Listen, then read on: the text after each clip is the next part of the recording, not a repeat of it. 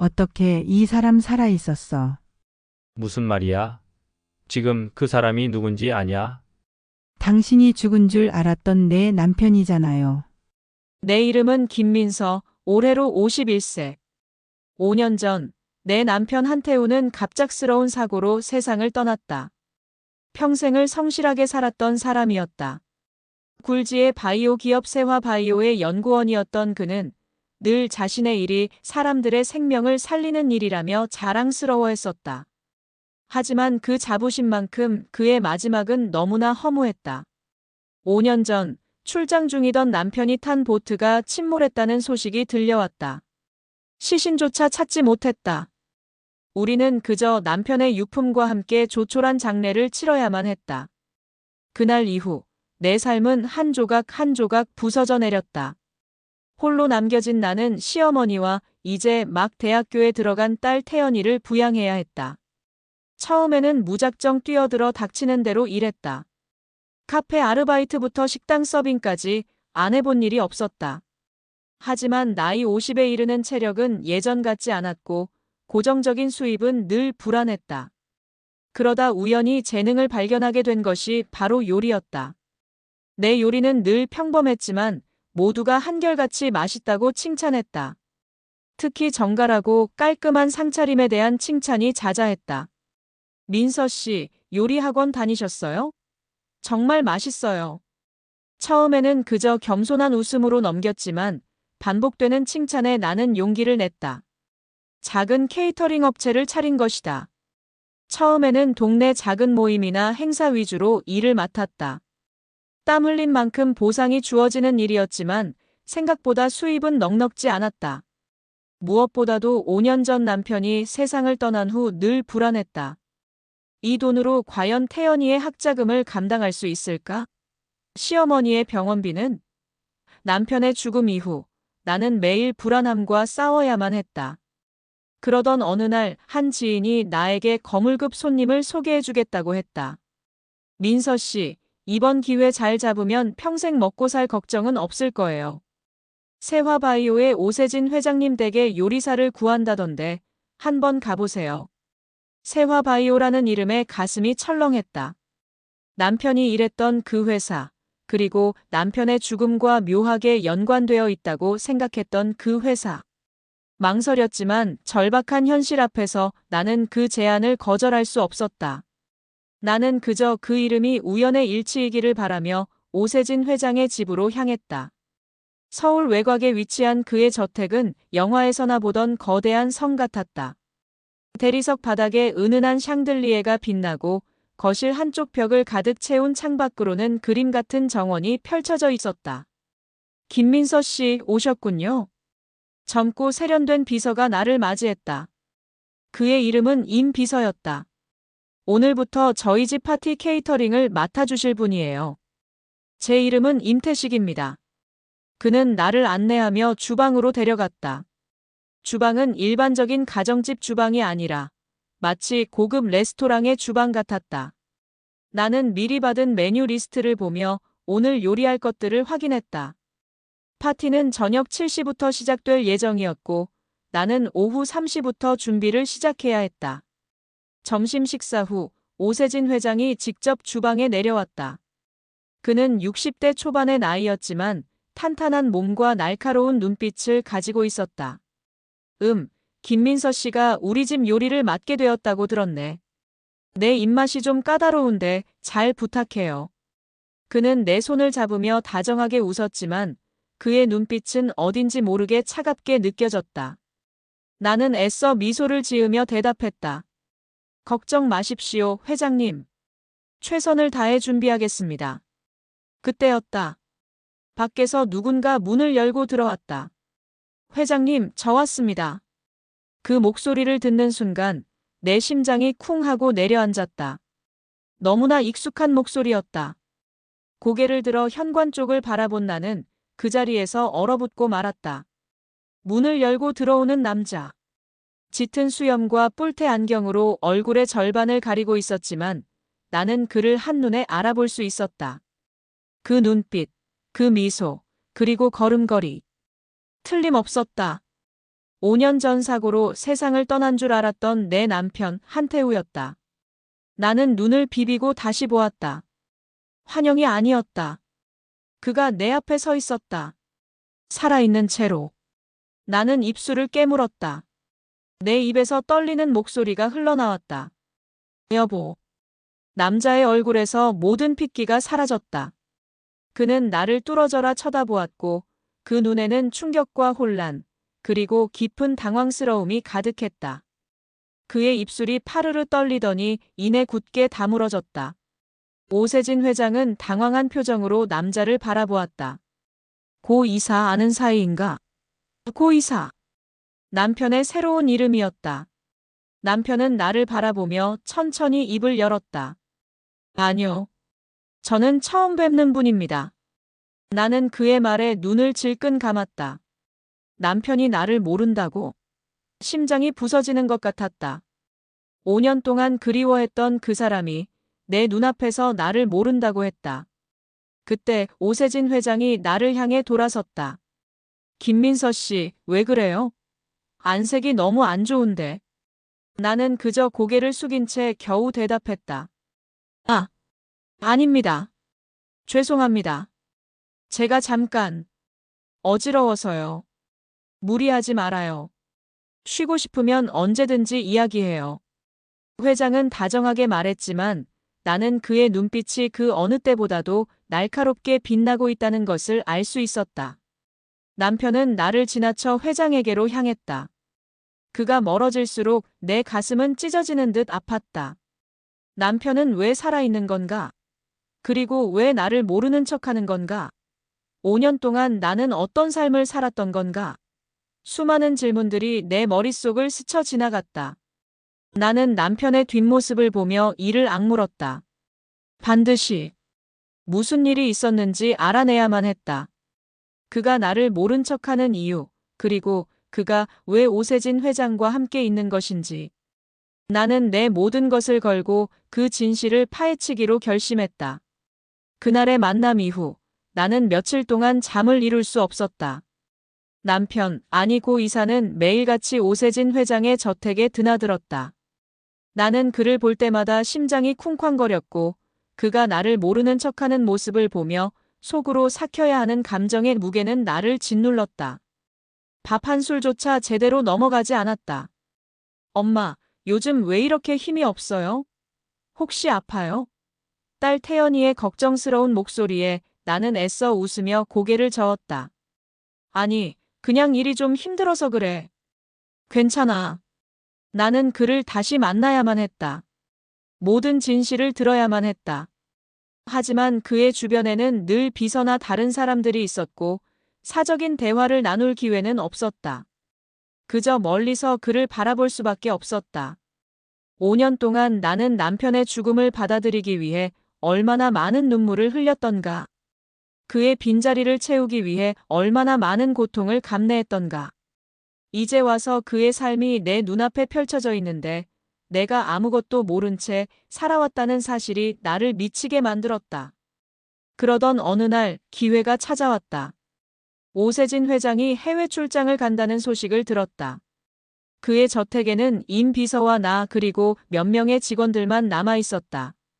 그날도 나는 케이터링 준비를 위해 주방에 있었다. 그때 고 이사가 홀로 주방에 들어왔다. 그는 물 한 잔을 마시려고 온 것 같았다. 고 이사님. 나는 떨리는 목소리로 그를 불렀다. 그는 잠시 멈칫하더니 나를 바라보았다. 그의 눈빛은 여전히 차가웠지만 그 안에는 5년 전 내가 알던 남편의 따뜻함이 희미하게 남아 있었다. 저에게 할 말 있으시죠? 그는 작은 목소리로 말했다. 나는 고개를 끄덕였다. 잠시 이야기 좀 할 수 있을까요? 그는 잠시 망설이더니 고개를 끄덕였다. 밖으로 나가시죠. 정원 쪽에. 아무도 없는 곳으로. 우리는 조용히 주방을 빠져나와 정원으로 향했다. 임 비서는 다른 일을 하느라 우리에게 신경 쓰지 않는 듯했다. 정원 가장자리에 있는 작은 벤치에 앉자 우리는 한동안 아무 말도 하지 않았다. 정적 속에서 나는 그저 떨리는 손을 꽉 쥐고 있었다. 마침내 내가 먼저 입을 열었다. 여보, 이게 다 무슨 일이에요? 어떻게 살아계셨어요? 왜 저희에게 돌아오지 않았어요? 나는 더 이상 감정을 숨길 수 없었다. 내 목소리는 울음을 참느라 떨렸고 눈에서는 눈물이 쏟아져 내렸다. 남편은 나를 가만히 바라보더니 깊은 한숨을 내쉬었다. 그는 천천히 뿔테 안경을 벗었다. 그 순간 나는 5년 전의 남편을 다시 만난 것 같았다. 그의 눈은 눈물로 가득했다. 한태우 민서야. 정말 미안해. 내가 왜 이렇게 살고 있는지 모든 걸 말해줄게. 하지만 여기는 위험해. 혹시라도 누군가 들을지 모르니 오늘 밤 10시에 양재천 공원 입구에서 기다려줘. 모든 걸 전부 다 말해줄게. 그는 짧고 단호하게 말했다. 더 이상 묻지 못할 만큼 그의 목소리에는 단호함이 묻어 있었다. 나는 그저 고개를 끄덕였다. 그는 다시 안경을 쓰고는 주저앉아 있는 나를 뒤로 하고 홀연히 사라졌다. 나는 그날의 케이터링을 어떻게 마무리했는지 기억조차 나지 않았다. 그저 그의 말만 머릿속에 맴돌았다. 오늘 밤 10시 양재천 공원 입구. 밤 10시 나는 양재천 공원 입구에 서 있었다. 가슴은 터질 듯이 뛰고 있었다. 차가운 밤 공기가 내 뺨을 스쳤지만 나는 아무것도 느끼지 못했다. 잠시 후 한 남자가 내게 다가왔다. 그는 뿔테 안경을 쓰고 있었고 모자를 눌러 쓰고 있었다. 하지만 나는 그가 내 남편이라는 것을 본능적으로 알 수 있었다. 그는 나를 벤치에 앉혔다. 미안해.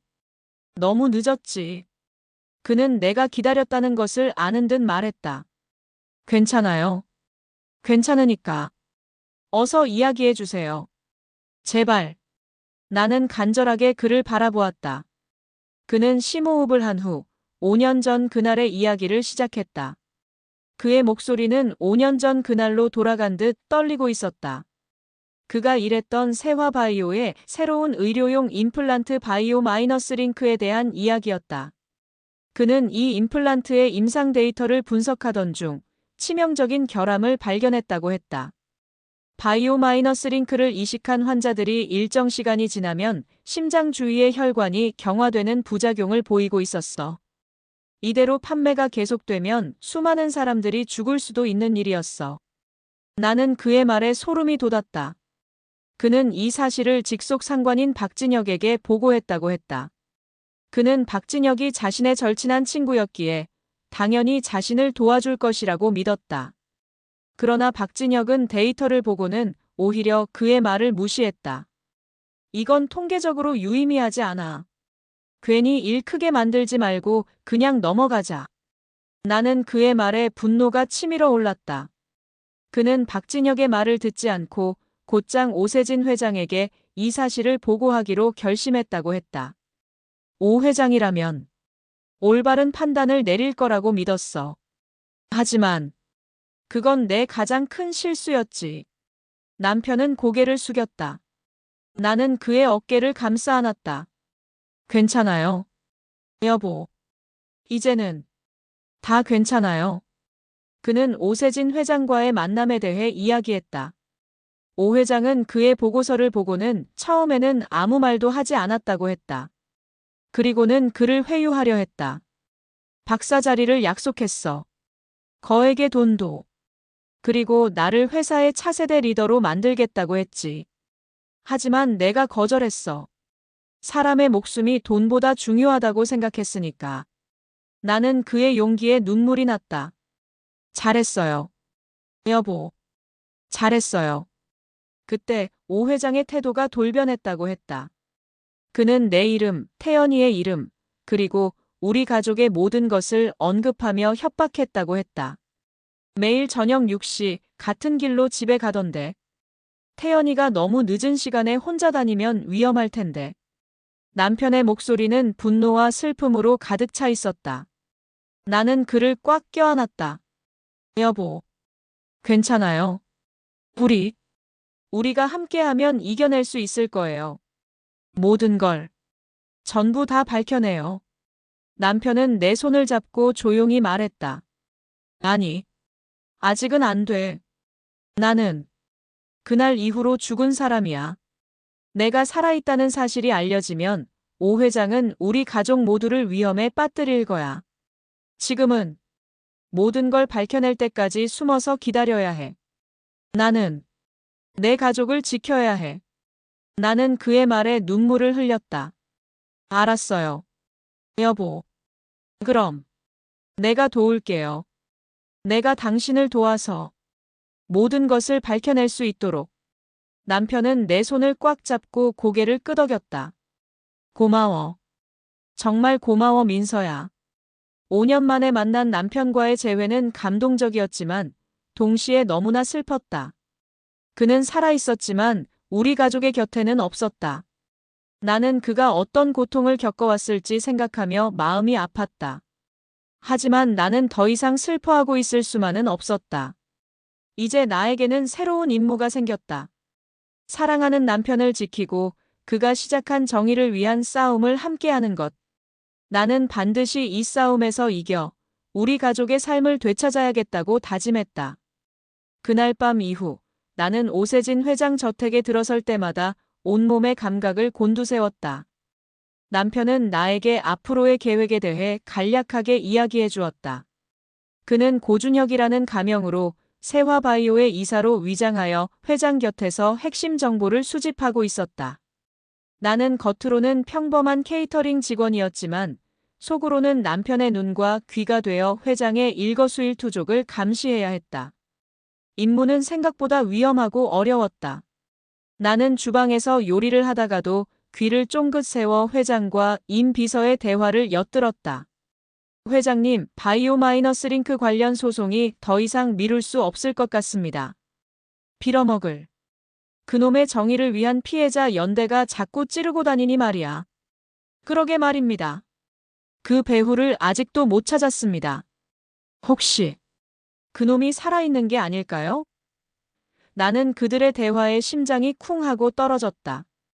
회장은 잠시 생각하더니 차갑게 말했다. 그럴 리가 있나? 보트 사고에서 살아남는 건 불가능해. 그냥 새로운 협력자가 생긴 것뿐이겠지. 나는 그들의 대화를 통해 남편의 역할이 얼마나 위험한지 깨달았다. 그는 언제 들킬지 모르는 아슬아슬한 줄타기를 하고 있었다. 동시에 나는 오 회장이 나를 대하는 태도가 예전과 달라졌다는 것을 눈치챘다. 그는 더 이상 나를 단순한 케이터링 직원으로 대하지 않았다. 그의 시선은 늘 나를 쫓았고 종종 나에게 다가와 알 수 없는 질문들을 던지곤 했다. 어느 날이었다. 회장은 손님들과의 식사를 마친 후 나에게 다가왔다. 김민서 씨, 요리가 참 좋군. 솜씨가 대단해. 그런데 나이가 어떻게 되죠? 51살입니다, 회장님. 그 나이에 혼자서 이 일을 하기 쉽지 않을 텐데. 남편은 뭐 하는 사람인가? 나는 순간 긴장했다. 아, 남편은 5년 전에 사고로 먼저 떠났습니다. 나는 최대한 담담하게 대답하려 했지만 내 목소리는 미세하게 떨렸다. 회장은 그런 나를 꿰뚫어보는 듯한 눈빛으로 바라보았다. 사고라. 안타깝군. 우리 회사에도 비슷한 사고가 있었지. 정말 훌륭한 연구원이었는데 말이야. 그의 말에 나는 숨이 막혔다.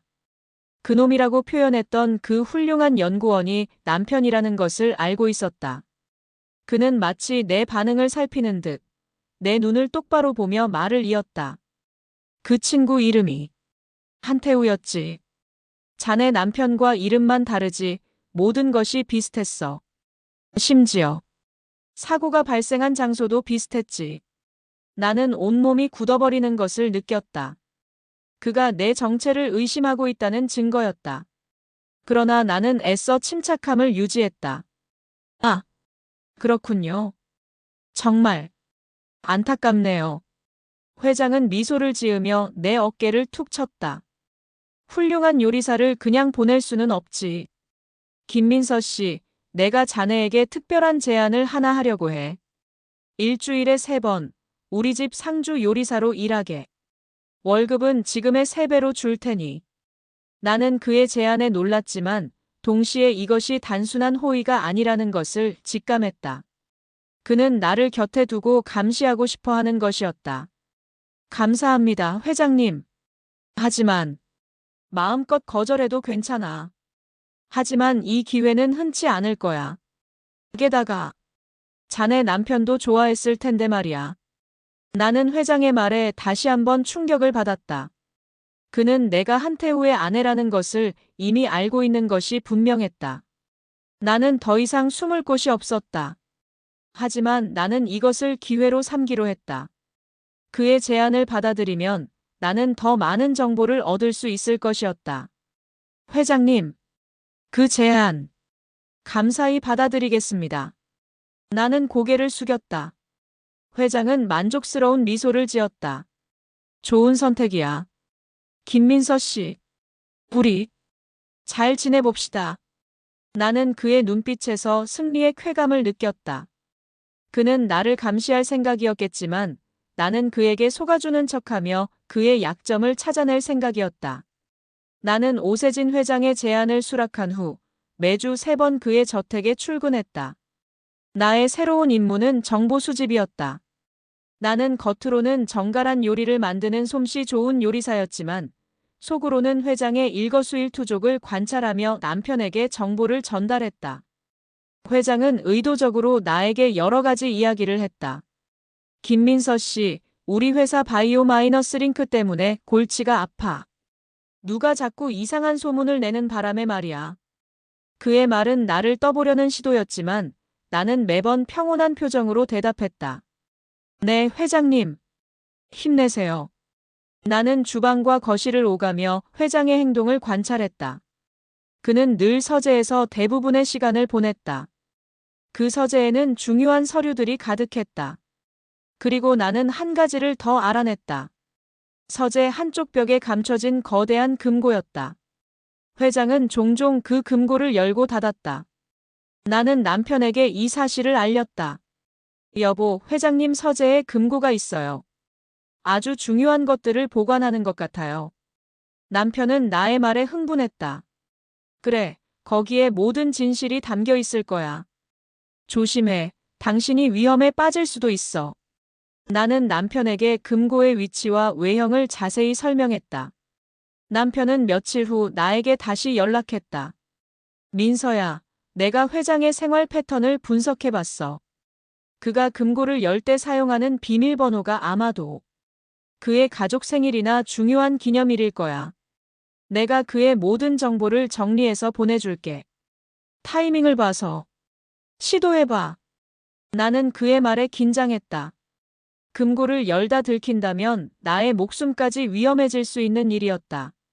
하지만 나는 남편을 위해 그리고 우리 가족의 미래를 위해 그 위험을 감수하기로 했다. 결전의 날이 다가왔다. 오 회장이 해외 출장을 떠나고 나는 혼자 그의 저택에 남았다. 임 비서도 잠시 외출을 나간 상태였다. 나는 이 기회를 놓칠 수 없었다. 나는 조용히 서재로 향했다.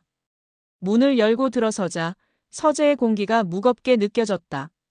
나는 조심스럽게 금고가 있는 곳으로 다가갔다. 금고는 거대한 크기였고 비밀번호를 입력하는 디지털 키패드가 달려 있었다. 나는 남편이 보낸 문자 메시지를 확인했다. 그가 정리해준 정보는 방대했다. 오 회장의 결혼 기념일, 딸의 생일, 아내의 기일, 그리고 세화바이오의 창립 기념일까지. 나는 떨리는 손으로 하나씩 비밀번호를 입력하기 시작했다.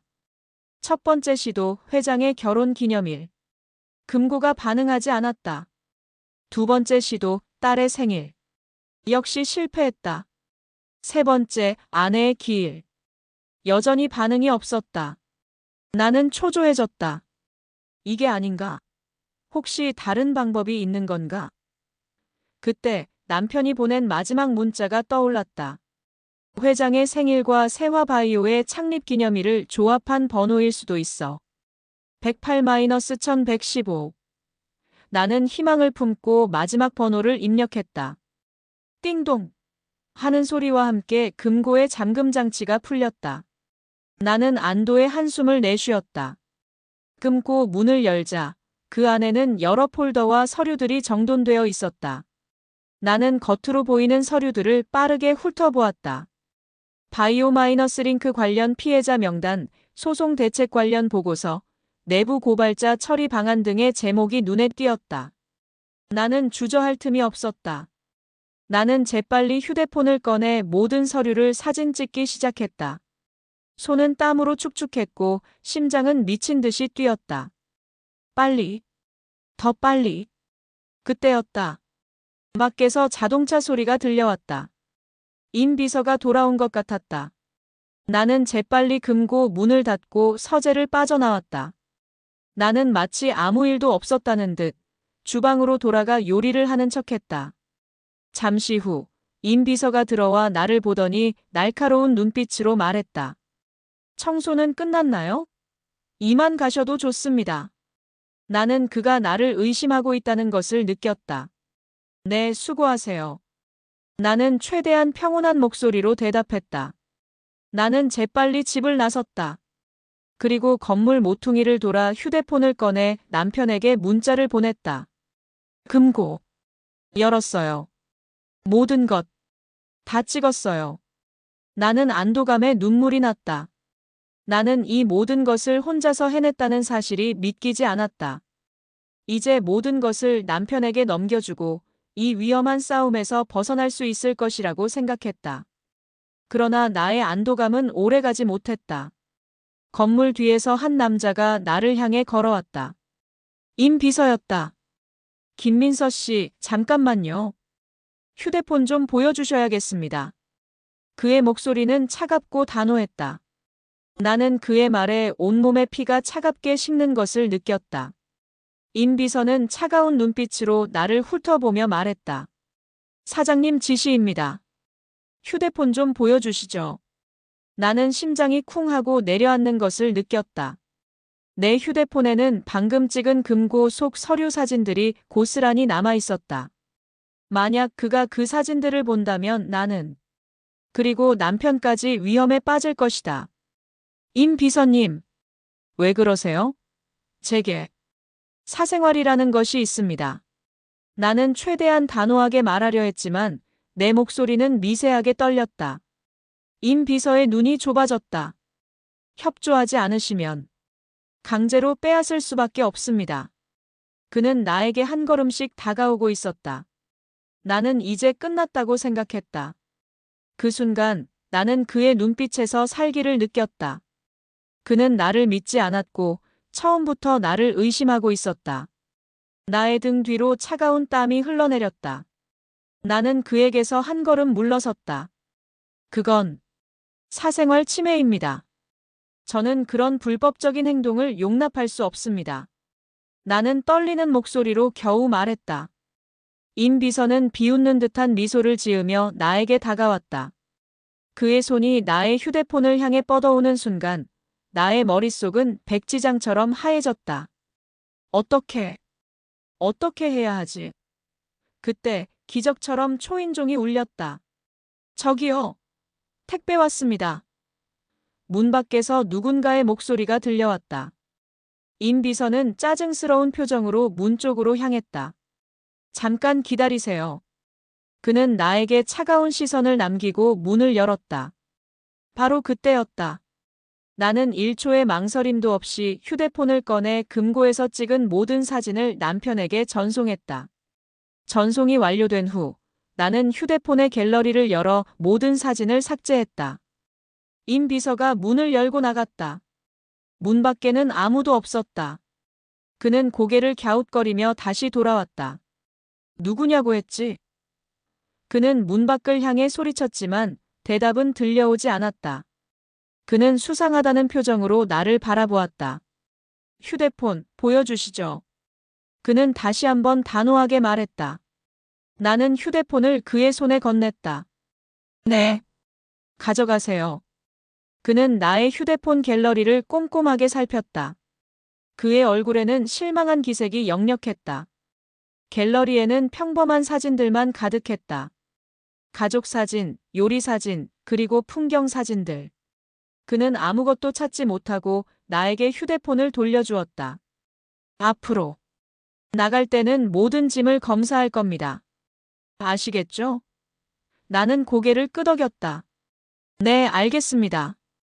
이제 가봐도 될까요? 그는 나에게 싸늘한 눈빛을 보냈지만 더 이상 나를 붙잡을 이유가 없었다. 나는 현관문을 열고 밖으로 나왔다. 엘리베이터에 타자마자 나는 다리에 힘이 풀려 주저앉고 말았다. 심장은 여전히 미친 듯이 뛰었고 온몸은 식은땀으로 범벅이 되었다. 해냈어. 내가 해냈어. 그 순간 나는 안도의 눈물을 흘렸다. 그때 휴대폰에 문자가 도착했다. 남편이었다. 놀이터로 와. 나는 문자를 보자마자 힘겹게 몸을 일으켜 놀이터로 향했다. 놀이터에는 그가 나를 기다리고 있었다. 그는 내가 도착하자마자 나에게 다가왔다. 민서야, 괜찮아? 임 비서가 당신을 쫓아간 것 같아서. 내가 택배기사를 가장해서 초인종을 눌렀어. 당신이 안전하게 나올 때까지 지켜보고 있었어. 나는 그의 말에 눈물이 났다. 그는 내가 위험에 빠질까봐 나를 지키기 위해 모든 것을 준비하고 있었다. 고마워요. 여보. 정말 고마워요. 그는 나의 손을 잡고 조용히 말했다. 아니야. 당신이 해낸 거야. 고마워, 민서야. 그는 휴대폰을 꺼내 나에게 금고 속 서류 사진들을 보여주었다. 이건 우리가 찾던 바로 그 증거야. 바이오마이너스 링크의 치명적인 결함에 대한 연구 보고서, 그리고 이 사실을 은폐하기 위한 회의록까지. 이 증거라면 오 회장을 감옥에 보낼 수 있을 거야. 나는 그의 말에 안도의 한숨을 내쉬었다. 다행이다. 정말 다행이에요. 그는 나의 손을 잡고 말했다. 이제 여기에서 빨리 벗어나자. 당신도, 나도 더 이상 위험에 빠질 필요 없어. 모든 것이 곧 끝날 거야. 나는 그의 말에 고개를 끄덕였다. 우리는 조용히 놀이터를 빠져나와 지하철역으로 향했다. 5년 동안 숨어 지내야 했던 그 남자와 5년 동안 그를 기다려온 여자. 이제 그들은 함께 새로운 삶을 시작할 수 있게 되었다. 그들의 손은 서로를 향했고 그들의 발걸음은 더 이상 두렵지 않았다. 그들의 발걸음은 오직 정의를 향한 발걸음이었다. 그날 밤 나는 남편과 함께 오랜만에 집에 돌아왔다. 5년이라는 긴 시간 동안 나는 언제나 그를 기다렸다. 그가 없는 집에서 나는 늘 외로웠고 두려웠다. 그러나 오늘 나는 그의 손을 잡고 집에 들어섰다. 문을 열고 들어서자 거실에서 TV를 보고 계시던 시어머니가 고개를 돌렸다. 민서야, 왜 이렇게 늦었니? 나는 그저 미소를 지으며 시어머니를 바라보았다. 그리고 남편은 시어머니에게 한 걸음 다가갔다. 어머니, 저 왔어요. 시어머니는 남편의 목소리를 듣고 놀란 표정을 지었다. 그녀는 남편의 얼굴을 보더니 눈이 점점 커졌다. 태우야? 너가 살아있는 거니? 시어머니는 자리에서 벌떡 일어났지만 다리에 힘이 풀린 듯 휘청거렸다. 남편은 재빨리 그녀에게 다가가 품에 안았다. 어머니, 제가 왔어요. 죄송해요. 정말 죄송해요. 시어머니는 남편의 품에 안겨 오열했다. 나는 그 모습을 보며 눈물을 흘렸다. 그때 방문이 열리고 태연이가 나왔다. 그녀는 거실의 상황을 보고 멈춰섰다. 엄마, 할머니. 무슨 일이에요? 태연이의 시선은 남편에게 향했다. 그녀는 처음에는 낯선 사람을 경계하는 표정이었지만 점차 어떤 기억이 떠오르는 듯했다. 태연아. 남편이 딸을 향해 한 걸음 다가갔다. 태연이의 눈이 커졌다. 그녀의 입이 살짝 벌어졌고 손이 떨리기 시작했다. 아빠. 남편은 고개를 끄덕였다. 그래. 태연아. 아빠야. 태연이는 잠시 믿을 수 없다는 표정으로 서 있다가 갑자기 달려와 남편을 꽉 껴안았다. 아빠, 정말 아빠 맞아요? 어떻게 이럴 수가? 남편은 딸을 품에 안고 오열했다. 5년이라는 긴 시간 동안 우리 가족은 각자의 슬픔을 감추며 살아왔다. 나는 남편의 죽음을 받아들이기 위해 매일 밤을 눈물로 지새웠고, 시어머니는 아들의 죽음을 부정하며 하루하루를 버텼다. 태연이는 어린 나이에 아빠의 부재를 견뎌야 했다. 하지만 이제 모든 것이 끝났다. 우리 가족은 다시 하나가 되었다.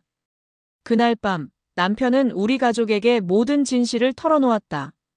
바이오마이너스 링크의 위험성, 회사의 은폐 시도, 그리고 그를 죽이려 했던 음모까지. 우리 가족은 그의 이야기를 들으며 충격과 분노, 그리고 안도감을 느꼈다. 남편은 모든 이야기를 마친 후 조용히 휴대폰을 들었다. 그리고 가장 믿을 만한 검사에게 문자를 보냈다. 그동안 모아온 증거들을 모두 보냈습니다. 내일 아침 9시 제 사무실로 와주시면 진술하겠습니다. 문자를 보낸 후 남편은 깊은 한숨을 내쉬었다. 이제 우리가 할 일은 다 끝났어. 나는 그의 손을 꼭 잡았다. 이제 우리 가족에게 돌아가요. 남편은 고개를 끄덕였다. 그래. 이제 두려워할 필요 없어. 당당하게 살아야 해. 다음 날 아침, 남편은 정장을 차려입고 검찰청으로 향했다. 나는 그가 문을 나서는 모습을 보며 기도했다. 부디 모든 것이 잘 풀리기를. 남편은 검찰청에 들어서자마자 담당 검사와 만났다. 그는 그동안 모아온 모든 증거들을 제출했다. 바이오마이너스 링크의 치명적인 결함에 대한 연구 보고서, 회사의 은폐 시도에 대한 내부 회의록, 그리고 내가 금고에서 찍은 서류들까지. 검사는 모든 증거를 확인한 후 남편의 진술을 기록했다. 박 연구원님, 이 증거들은 정말 결정적입니다. 그동안 많은 사람들이 세화바이오의 만행을 고발했지만 이렇게 확실한 증거를 가져온 사람은 아무도 없었습니다. 검사는 남편의 손을 잡으며 말했다. 정말 고생 많으셨습니다. 이제 저희가 이 모든 것을 세상에 밝히겠습니다. 남편은 안도의 한숨을 내쉬었다. 그동안 그는 혼자서 이 모든 것을 감당해야만 했다. 하지만 이제 그의 곁에는 정의를 위해 싸워줄 사람들이 있었다. 그날 이후 세화바이오에 대한 수사가 본격적으로 시작되었다. 검찰은 압수수색 영장을 발부받아 세화바이오의 본사와 오세진 회장의 자택을 동시에 덮쳤다. 뉴스에서는 연일 세화바이오 스캔들에 대한 속보가 쏟아져 나왔다. 오 회장은 그가 감추려 했던 모든 것들이 세상에 드러나자 패닉에 빠졌다.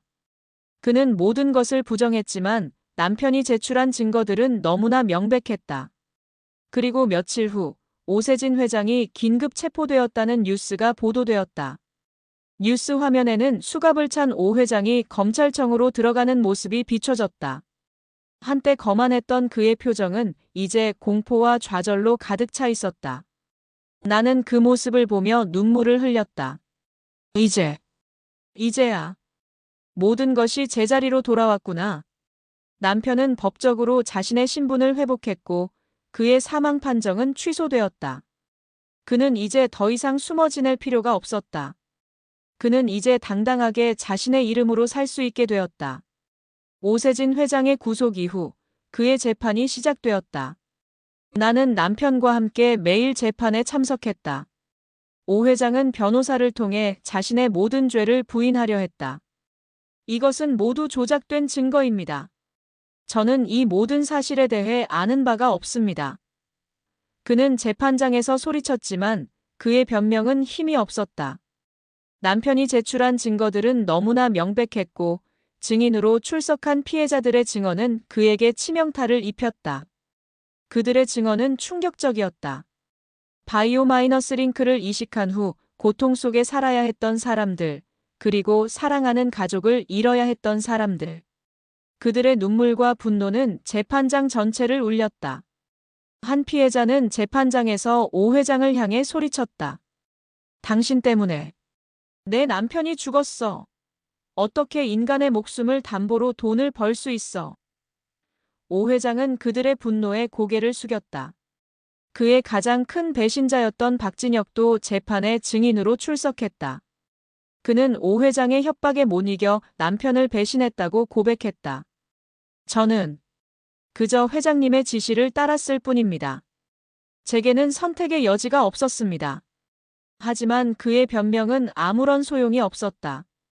그는 재판장에게 거짓을 고했고 그로 인해 그의 인생은 완전히 무너졌다. 남편은 그를 용서할 수 없었지만 그가 어떤 선택을 할 수밖에 없었을지 알기에 그는 그저 그를 바라볼 수밖에 없었다. 며칠 후 재판의 최종 판결이 내려졌다. 피고인 오세진은 살인 교사, 증거 은폐, 사기, 그리고 업무상 배임 등 모든 혐의가 인정됩니다. 피고인은 징역 20년형에 처합니다.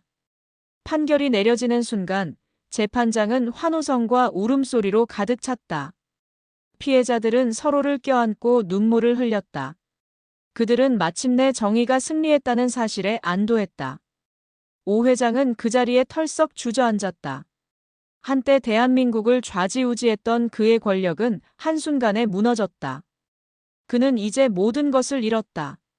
재판이 끝난 후 남편은 나에게 말했다. 당신의 용기 덕분에 이 모든 것을 해낼 수 있었어.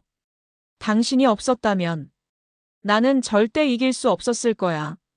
나는 그의 손을 잡고 미소 지었다. 우리는 함께였잖아요. 혼자서는 아무것도 할 수 없었을 거예요. 나는 그와 함께 이 모든 것을 이겨냈다는 사실에 가슴이 벅차 올랐다. 그는 나를 꽉 껴안았다. 정말 고마워. 민서야. 이제 우리 행복하게 살자. 모든 것이 끝났다. 오세진 회장은 감옥에 갇혔고 세화바이오는 문을 닫았다. 바이오 마이너스 링크는 시장에서 전량 리콜되었고 피해자들은 정당한 보상을 받게 되었다. 남편은 이제 더 이상 숨어 지낼 필요가 없었다. 그는 자신의 본래 신분을 되찾았고 우리는 다시 함께할 수 있게 되었다. 우리는 가장 먼저 가족을 위한 시간을 가졌다. 5년이라는 긴 시간 동안 우리는 서로에게 많은 것을 놓쳤다. 나는 남편에게 그동안 있었던 모든 이야기를 들려주었다. 태연이가 얼마나 훌륭한 학생으로 성장했는지, 시어머니가 얼마나 그를 그리워했는지. 남편은 나의 이야기를 들으며 눈물을 흘렸다. 내가 너무 늦게 돌아왔지. 미안해. 나는 그의 손을 잡고 말했다. 괜찮아요. 지금이라도 돌아와줘서 정말 고마워요. 태연이는 아빠와 함께 시간을 보내며 행복해했다. 그녀는 그동안 아빠에게 하지 못했던 이야기들을 쏟아냈다. 아빠, 저 의대에 지원할 거예요. 아빠처럼 사람들을 살리는 의사가 되고 싶어요. 태연이의 말에 남편은 감동했다. 그래. 우리 딸 꼭 훌륭한 의사가 될 거야. 아빠가 응원할게. 남편은 딸을 자랑스러워했다. 그는 5년 동안 숨어 지내며 태연이의 성장을 지켜볼 수 없었던 것을 아쉬워했지만 이제라도 그녀의 곁에서 그녀를 응원할 수 있다는 사실에 감사했다. 시어머니는 아들의 품에 안겨 매일 눈물을 흘렸다. 내가 먼저 가야 하는데. 우리 아들. 이제 고생 끝났다. 남편은 시어머니의 손을 잡고 말했다. 어머니, 제가 잘못했어요. 제가 너무 늦게 왔어요. 이제부터 제가 어머니의 곁에서 평생 효도하겠습니다. 시어머니는 아들의 말에 고개를 끄덕였다. 그래. 이제라도 와줘서 고맙다. 우리 아들. 그들은 서로를 껴안고 눈물을 흘렸다. 나는 그들의 모습을 보며 안도의 한숨을 내쉬었다. 그들의 앞에는 어떤 어려움도 이겨낼 수 있을 희망만이 가득했습니다. 그로부터 몇 년 후, 우리 가족의 삶은 다시 평화를 되찾았다. 남편은 한 의학연구소의 수석 연구원으로 초빙되어 다시 자신의 일을 시작했고, 태연이는 훌륭한 의대생으로 성장하여 아빠의 뒤를 잇기 위해 노력하고 있었다. 시어머니는 건강을 회복했고, 우리는 다시 예전의 행복한 가족으로 돌아갔다. 어느 날 저녁, 우리는 한강이 내려다 보이는 카페에 앉아 있었다. 여보, 우리 정말 긴 여정을 보냈지? 남편이 창밖을 바라보며 말했다. 네. 하지만 우리는 해냈어요. 함께. 나는 그의 손을 잡았다. 그는 나의 손을 마주 잡았다. 당신이 없었다면 나는 절대 이길 수 없었을 거야. 당신의 용기 덕분에 내가 이 모든 것을 해낼 수 있었어. 정말 고마워. 나는 그의 말에 미소 지었다. 괜찮아요. 제가 당신에게 해준 건 아무것도 없어요. 아니야. 당신은 나에게 가장 큰 용기를 주었어. 당신의 사랑 덕분에 내가 이 모든 것을 견딜 수 있었어. 남편은 나의 손등에 입을 맞추었다. 나는 눈물을 흘렸다. 여보, 이제 우리가 함께하는 삶이 시작되는 거예요. 어떤 어려움이 닥쳐와도 우리는 함께 이겨낼 수 있을 거예요. 바람이 잦아들고 이야기가 끝난 자리에는 깊은 침묵만이 남았습니다. 5년이라는 시간, 한 여인의 삶을 집어삼켰던 거대한 슬픔과 절망이 단 한순간의 진실 앞에 모두 무너져 내리는 순간을 우리는 목격했습니다. 믿었던 죽음은 거짓이었고 사랑했던 사람의 마지막 모습은 재앙이 아닌 또 다른 삶의 시작이었던 것입니다. 이 믿을 수 없는 이야기 앞에서 우리는 대체 무엇을 믿고 무엇을 깨달아야 할까요? 가끔 삶은 우리에게 가장 잔인하고도 예측 불가능한 질문들을 던집니다. 사랑하는 사람의 부재, 절망적인 상실감, 그리고 그 모든 아픔을 감내하며 홀로 걸어야 했던 시간들. 이 이야기의 주인공에게 5년이라는 시간은 마치 끝없는 어둠 속을 헤매는 여정과 같았을 겁니다. 하지만 그녀는 그 어둠 속에서도 자신만의 빛을 잃지 않았습니다. 무너질 것 같은 현실 앞에서 좌절하는 대신 꿋꿋이 하루하루를 살아냈습니다. 어쩌면 그녀는 삶이 준 이 거대한 시련을 이겨내고 스스로를 일으켜 세우는 것, 그것이 죽은 남편에 대한 마지막 예의라 믿었을지도 모릅니다.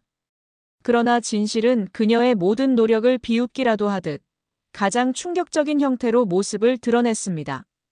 죽은 줄로만 알았던 남편이 살아있었고 심지어 재벌 회장의 집에서 다른 삶을 살고 있었다는 사실은 그녀의 슬픔과 그리움을 한순간에 허무함과 분노로 바꿔놓았습니다. 우리는 여기서 묻게 됩니다. 한 사람의 삶을 송두리째 바꿔놓을 만큼 거대한 비밀 뒤에는 과연 어떤 무게가 숨겨져 있었을까요? 남편은 왜 자신의 죽음을 위장해야만 했고 그의 선택은 옳았을까요? 그리고 그 진실을 마주한 여인의 마음은 어떤 혼란 속에 놓여 있었을까요? 이 이야기는 단순히 한 남녀의 드라마가 아닙니다. 이 이야기는 우리가 삶이라고 부르는 것의 복잡성과 모순을 적나라하게 보여줍니다. 우리의 눈에 보이는 것이 전부가 아닐 수 있으며 가장 가까운 사람조차 우리가 모르는 깊은 상처와 비밀을 품고 살아갈 수 있다는 것을 말해줍니다. 하지만 동시에 이 이야기는 우리에게 희망의 메시지를 던집니다. 아무리 깊은 상실의 구렁텅이에 빠져도 아무리 거대한 운명의 장난에 휘둘려도 결국 진실은 언제나 제자리로 돌아온다는 것을요. 그리고 그 진실을 마주할 용기만 있다면 우리는 비로소 새로운 시작을 맞이할 수 있다는 것을요. 해설자로서 저는 이 이야기의 끝에서 한 가지 교훈을 전하고 싶습니다. 우리가 마주하는 모든 시련과 아픔은 때로 예측할 수 없는 반전을 품고 있습니다. 5년 전 죽은 줄 알았던 남편의 빈자리를 쓸쓸히 지켰던 한 여인의 삶이 그러했듯이 우리의 삶 또한 절망의 끝에서 예상치 못한 기적을 만날 수 있습니다. 그러니 부디 오늘을 살아가는 당신에게 말해주고 싶습니다. 포기하지 마십시오. 당신의 이야기는 아직 끝나지 않았습니다. 당신이 생각하는 것보다 훨씬 더 강하고 아름다운 당신의 삶이 이 이야기처럼 가장 예측 불가능한 순간에 놀라운 반전을 선사할지도 모릅니다.